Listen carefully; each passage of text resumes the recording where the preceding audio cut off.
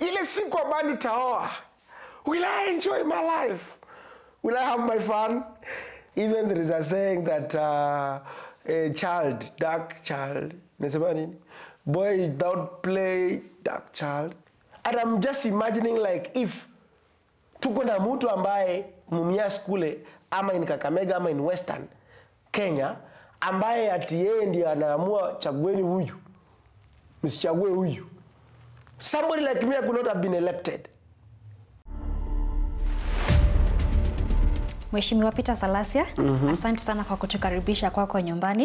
I really appreciate that and for allowing me to sit on what I've learned is your favorite show. Oh, sure. Thank you so much. And as we approach the Christmas holiday, we thought that it's important to have this conversation just to understand the plans that you have maybe for your constituency, for your family and friends. Indio? Yeah, sure. Thank you so much. First of all, welcome for coming to visit to my home. Also a house that doesn't have a wife. Sometimes you find it like it's very difficult to understand it. But I'm happy that you have accepted the way it is. Asante. Yeah, unajua sasa siwezi kuwa na mama wa kazi. Mimi sasa unajua ni ngumu. Unajua mama wa kazi angekuja kama ningekuwa na bibi, mama wa kazi angekuja hapa. Lakini naona ni kama tutakutafutia mtu wa kudecorate wakati wa Christmas. Hiyo sasa tutaangalia. But the problem is that during Christmas, I'm always at home in the village. Okay. Sasa unajua most of the time we go maybe few people remains around, but I spend the whole December at home because we have so many activities. Yeah, because you see now, as leaders, we must be responsible because during December holidays, people are very idle and people want something that to keep them busy during that festive season. So as a leader, you must take the responsibility to come up with various activities to make sure that people are busy, and that one ensures that there's the level of mambo na wheezy will drop down, mambo na early pregnancy will drop down because everybody has something to do. Yeah, because like right now I find like maybe wengine wako kwa mashule, wengine wanatafuta kazi, but during December people are the idle mood, there is that relaxation mood, and when the minds that are evil, the idle mind, they can be easily tempted. Devil's workshop. A devil's workshop, yes. And what are some of the plans that you have in mind for this Christmas holiday? Yeah, like we always have for this December, we engage the elderly, the youth with various activities, e.g. like the men, they play those drafts, the tournament for the draft. Ile wanaweka draft hiyo ya whatever, I don't know if pekee ama ni nini, wanacheza hizo. Kuna wale wanacheza zile inaitwanga pool table for the young people. Kuna wale wanacheza inaitwanga zile za cards za kufanya hizo. You know, me I don't know, but they know they always come with the teams. There are those who does volleyball, rugby, those who does, we come with a tournament for netball, women. We come for the football girls tournament, football men tournament. We always have team ya wazee, whereby these wazee from this ward competing from the other ward. So it is very comprehensive. Wale wa kuinua misuli hivi, they also give them an opportunity to go and compete amongst themselves because they know themselves. The boda they also have a tournament of their own, so that they engage and even get to know each other. They integrate. You know, there is what you call the integration. Yeah, boda wanajuana, wanapendana, and that is it. We have the modeling. Wale tu wako kwa model, wana practice the model. Kuna ile sasa pia the crossover, like crossover ile 31st ambayo mimi mwenyewe nakuwa MC na wapigia sherehe ya kuruka mwaka hatari na inajaa usiku. We need to get the invite. Yani hatari number 1. By the way, you need to come there. Yani mtume watu wenu wa Citizen wakuje mashinani waone venye huwa tunawagrosia yani ikifika. Yeah, ile kuna wimbo ina I wish ningekuwa najua kuimba. The problem is that I speak but I don't know how to sing. Ningeimba ile wimbo yenye tunarukishanga. Hebu tuimbe kidogo. inaimbaga ile nimeuona mkono wako Bwana. You know, that's a song, right? Inafikaga tunaanza kupiga ya 11:59 minutes. Tumeuona mkono wako Bwana. I don't know how to sing.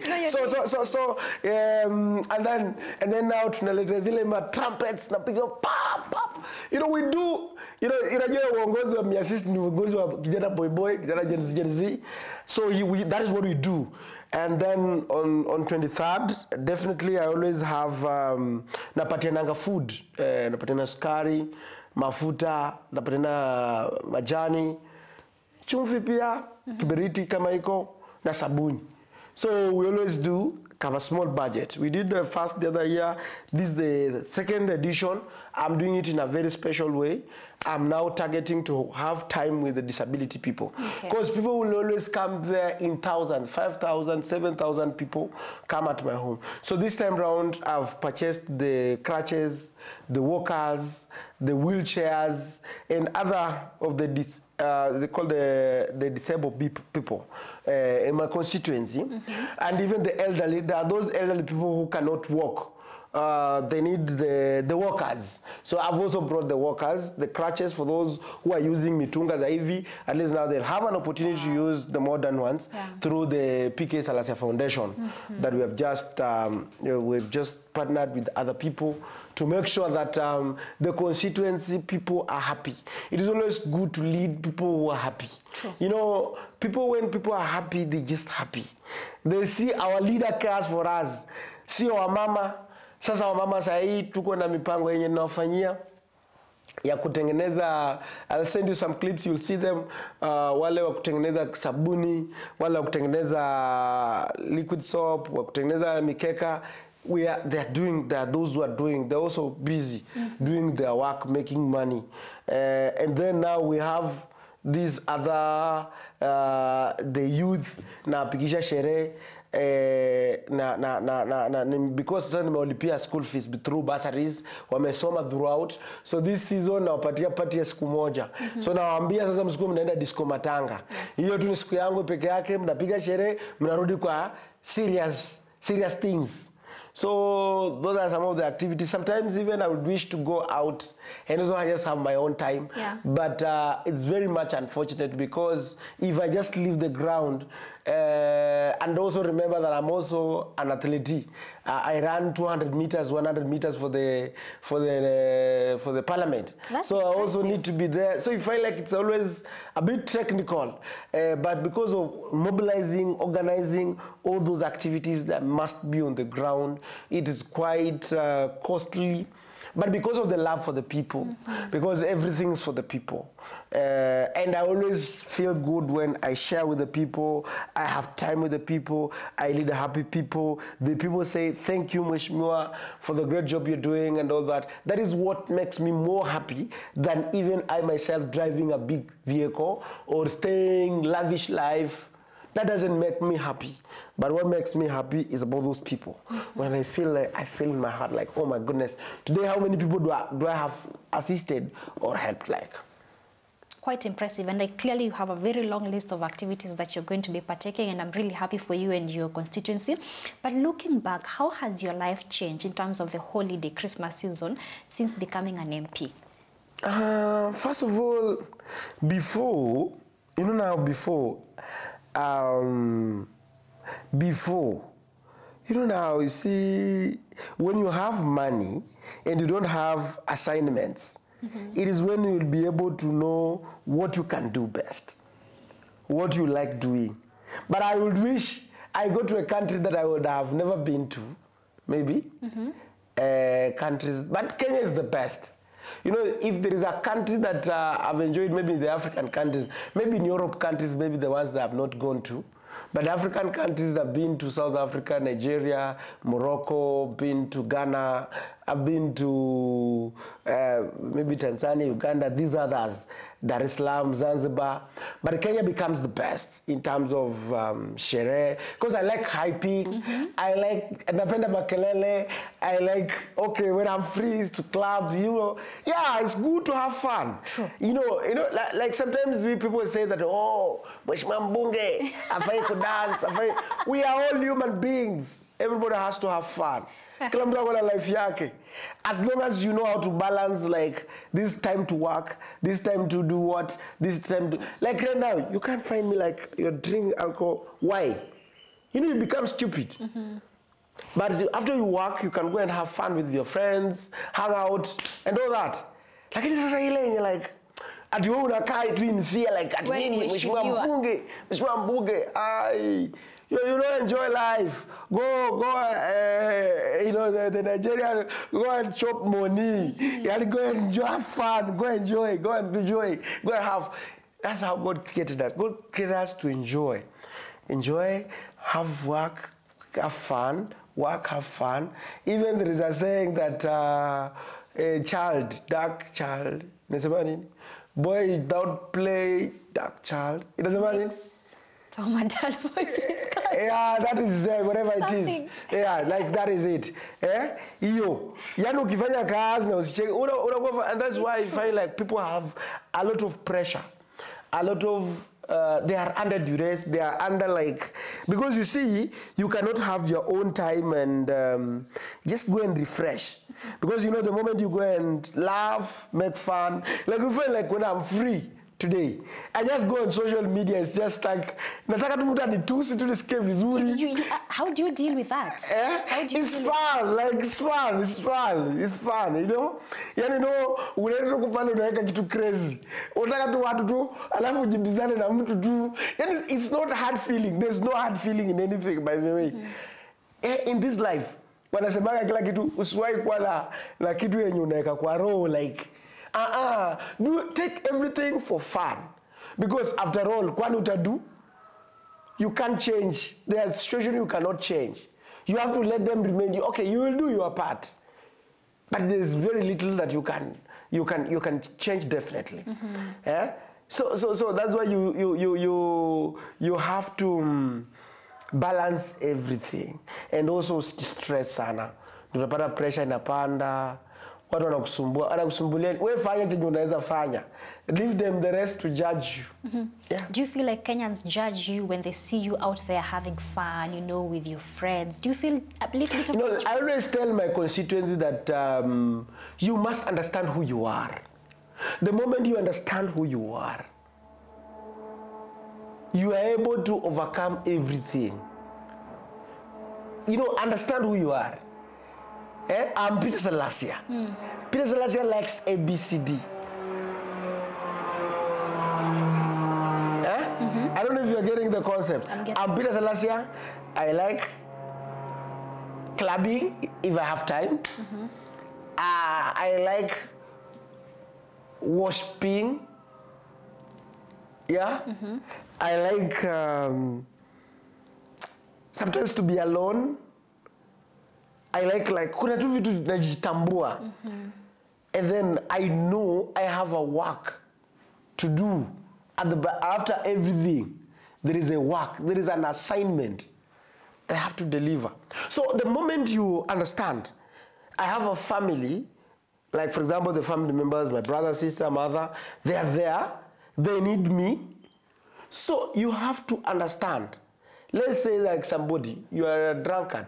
You know you're married, unatoka huko unapigia watu kelele. You know, it's being irresponsible. Because you must, first of all, get to know you have a family. Fanya vituko zako huko, rudi kwa nyumba, be a father. So I'll do all the funs, but when I get to the constituency, I'm a leader of those people. I must provide direction. True. I must provide leadership. And that is what now makes me be a unique person. I know how to work. Nitapost ujinga, naleta mradi. Kijana boy, analeta mradi. That is how life in general should be. Like right now, maybe for example, those who are married, they should be taking out their families and just have fun with them. After then, one day, shughuli zao. So actions, but those actions you should also know that as you take them, there is also another. So you say, how do people judge you? First of all, I understood myself. Just when I was looking for member of parliament, whatever I do, I used to do them. And they understand me the way they know. Wanajua huyu anapenda vituko zake, lakini ni mtu serious. Anajua. So it's always good to, and I always tell people, get to understand who you are. First of all, know who you are. That is the first thing. Know who you are. That is the most important secret in life. The moment you get to know who you are and what you stand for. Who you are and what you stand for. And I want this message to get the drunkards, people who drink alcohol carelessly. People you should get to know who you are and what you stand for. The moment you understand, you'll be able to know how to regulate it. And live good and achieve more. Because if you drink too much during these holidays, alcohol will mess you up, will mess up everything and everything. And so, understand the surroundings and everything and all that. Like today, you ask, like, for example, I'm not married. I have understood who I am. I have understood what I want. And anyway, and I always tell my constituents today, I've told them usually wachekesha sana kwa my constituent. Nikamwambia, wamama oe, wamama fire. Unajua kwa hii constituency, mimi tu peke yangu ambaye nimekubaliwa kutoa. Kwa sababu niko na majukumu mingi ambaye nataka mimi niwafikirie. Lakini vijana wengine wote mkaweze kuwa, kwa sababu inafanya mnakosa responsibilities. The moment you have the responsibility, it will also regulate you how you do your stuff. Unaelewa? Yeah. Alafu kuna itu wakati yenye unataka tu kubamba tu watu tu like, yani you see it's natural. So understanding yourself, you know, it's a big topic. Like we can talk about it and talk, you know. Yeah, I don't know. True. So right now hakuna ile pressure ya kupeleka mrembo nyumbani wakati wa Christmas. Hiyo hapana. Toka huko. Hiyo hapana. You see, let me tell you. Wacha tufanye ujinga huko. But ukifika kwa constituency, wacha tulainishe maneno. Tena unafikiria watu unaleta hii constituency, umeleta huyu, umeleta next, umeleta ule, umeleta community will start looking at what's happening with this boy? Hauna msimamo? Yeah, I'm just saying, like for example, the moment because I said I'm a polygamous man in nature. Okay. Yeah, me I said, and I want all men. I'm not najua na wengine watasema tu mheshimiwa hapo umekosea. Lakini hapana, we want women should accept to be in a polygamous, to be married, to be 3, to be 5. And that is how our ancient men were doing better than us. And there was no divorce. Today umeoa bibi moja lakini ile msumbuano yenye iko. Watano si ni wengi sana kama. No. And they were doing so well, by the way. That's a fact. Because unaelewa, like today mtu ameoa bibi moja. Marriage wana struggle. Because kila mtu anapimia mwingine, kila mtu amekuwa mjanja. Kila mtu anapimia mwingine. Hapana. Mimi kama sasa na watu wengine wanasema wewe pia na wewe oa pia ndio uanze kutuadvise. Mahesh, do you think today's economy allows for polygamy? And the good thing about the ancient women, do you know, women wenyewe ndio walikuwa wanajitafutia chakula kitambo. That is a fact. Mimi natoka kwa village. Like mzee, kazi yake ni kuamka hivi. Mabibi wameenda kwa shamba wanalima, wanaletea mzee anakaa pale. And wanaleta chakula. Leo anakaa, in fact he never used to stay in those houses. Anakaa kwa moja, anakaa pale. Inafika analetea chakula. Anakula, anasema leo ndakula chakula ya fulani, ni duty ya huyu kuleta chakula. Kesho ni duty ya huyu. Alafu anatoka pale anaenda operations huko anarudi hapo. You see, and they were doing so well. You felt like one man has like 18 children. There was no divorce and everything. Today, most of the people are suffering, young men, women are suffering there because, and there's a lot of single mothers outside there. True. Hii maneno ya divorce hii iko sahi. Ndio unapata sahi wanaume kama sisi hatujakuwa tayari kuoa. Ni kwa sababu hata ukipata msichana mmoja, na sasa tumekuja na maneno ya simu, maneno ya rununu iko hapa. Maneno ya rununu. Rununu inaleta shida. Because akiona who was calling you, akitaka kupata simu anapatia, "Daddy, I want your phone." Sasa akishapata hivyo, mtoto ataangalia simu anacheza. Na kumbe ametumwa. Analetea mama. Mama anapata simu hata anachezea huko na mzazi, wewe unafikiria mtoto ako huko kwa. And that is how family. Aya, amechukua namba ya ule msichana anaongea naye. Anapigia ule naye anapata huyu. Wanajuana. Sasa wanaanza kuseti mwanamume. Unaona? Sasa na mwanamume anasema na wewe umepata aje jina. Sasa mzazi anakuja na hate mtoto. Mtoto naye pia naye anakuja sasa anaanza vita ya familia. Sasa that is how families, and that is how men should remain to be men and women should remain to be women. True. As the Bible says. And that's why unapata watu kama sisi tumeogopa kuoa.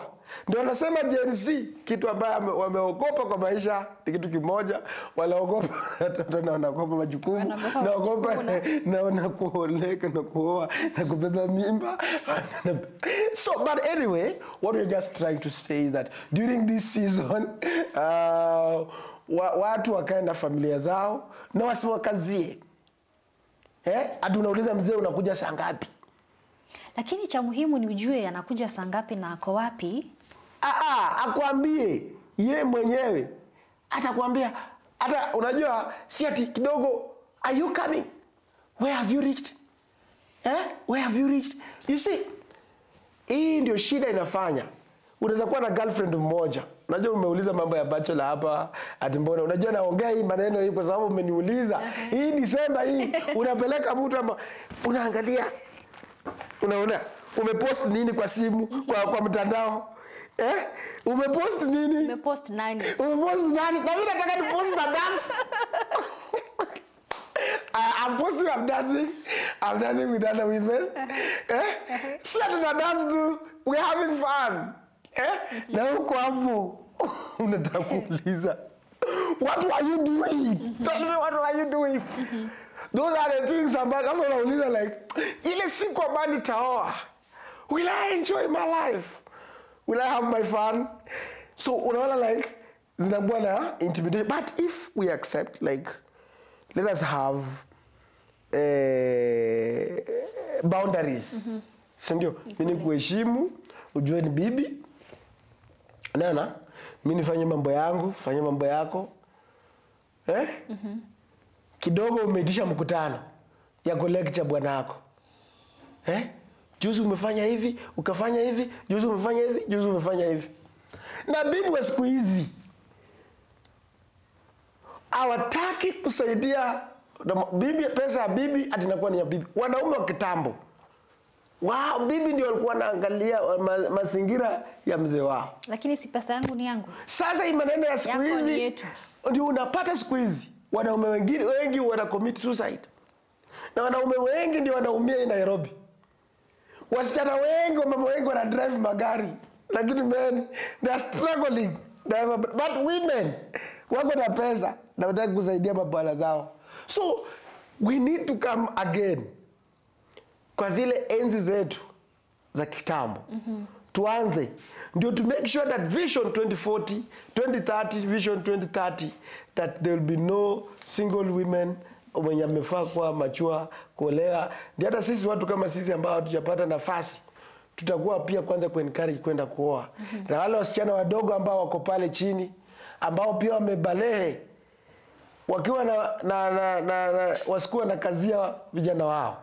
Kwa huu msimu huu wa set free watakuwa so much free. You know, when your woman doesn't ask you anything, is the biggest weapon to your man. Unajiuliza sasa nafikiria nini? Uko tu sawa. And you know, in fact, it will make him more responsible than hawa. Mimi nimeanza kujitambua. So tumesema like kila mtu ajijue. Mimi nimeanza kujijua sasa. Anyway, uliza ataanza question. And Mheshimiwa, a little bit of politics. Recently You were attacked by the Luo community for making a statement that did not rub well with most of them. Why did you make that statement? Let me tell you one thing. You see, we politicians were very crazy people, and I sympathize with the people whom we lead. Sometimes you wonder, why? And even I myself have fallen victim. Kuna kama sufuria kengine siku nyingine nilitoa video hapa nikipiga sufuria nikivaa sufuria. Tunaenda maandamano. Maandamano ya cost of living. Baada ya watu kuitwa kwa table, watu wakakaa chini. Watu wakaongea. Wakaleta NADCO. Sai no one talking about that NADCO. IDC. Mambo ya cost of fuel. Mambo sijui na nini. Yote ikaingia mtu akapocket pesa yake. Na sisi tulikuwa tunapigwa kwa msafara. Mimi hata gari yake ilipigwa. Karibu hata tungepotezea huko maisha yetu. But after mtu kupata, he forgets being consistent. Saa hii nao sasa mtu unakuja unaongea mambo ya CDF itolewe, kera itolewe, mambo ya kuuza adani JKI ni mzuri. And the people. So I said it deliberately that today I'm a young person. And I'm just imagining like if tuko na mtu ambaye Mumias kule ama in Kakamega ama in Western Kenya ambaye ati yeye ndiye anaamua chagueni huyu. Msichague huyu. Somebody like me could not have been elected because I didn't have anything at all. But now our brothers from the other side, and I want to say this, I'm not saying that when they say that Baba, as they usually say, Baba is always right. Hata akisema kuuza Adani, he's right. Akisema CDF itolewe, na hii ndio pesa inafika mashinani. Turudi katika enzi za Moi. He's right. Ukikataa, wao ndio wananitusi. Na mimi ndio naambia hiyo ujinga ndio tutaki. So we are trying to say that politicians, we are very funny people. Once our interests are taken care of, we forget about the other people. We forget about the people who elevated us. And that is why I want also our brothers from the Luo land nation to also to come and open up their minds. They should not just follow everything blindly, just because their leader or whoever has just told them. Sometimes you might be being led, but it's not always that he's always right.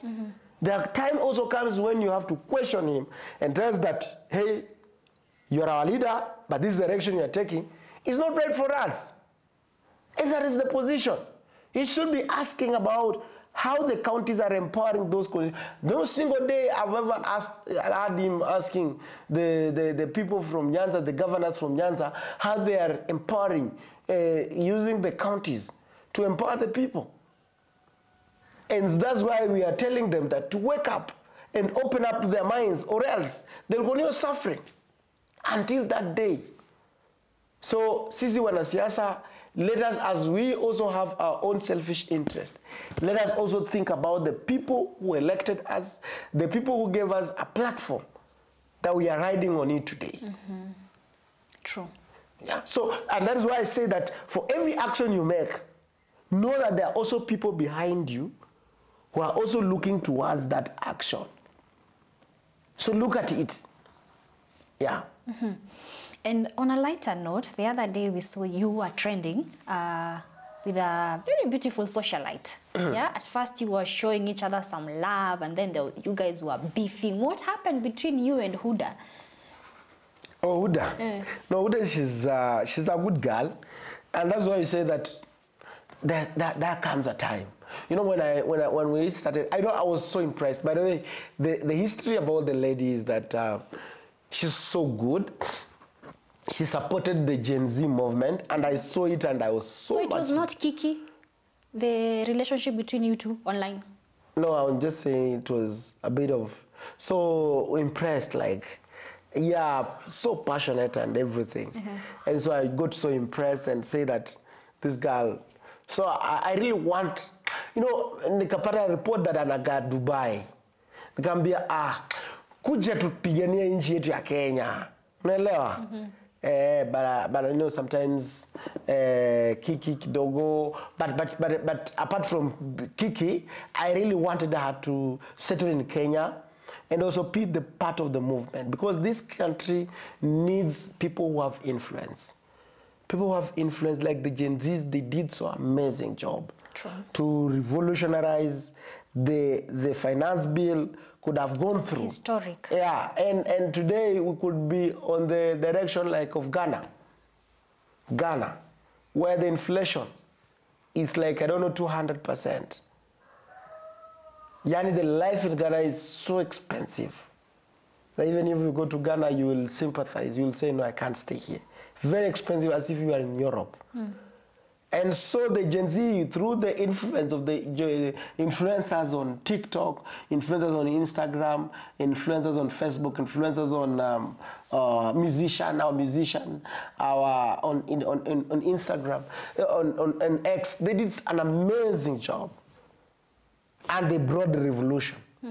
And I got so impressed. If today there's people that I respect, that those influencers. And I always say that, for God knows, before he gives you big following, he knows your heart. True. He knows your heart, that through that influence you can do something. Eric Omondi, that those the people like Johnson, anaitwa nani huyo?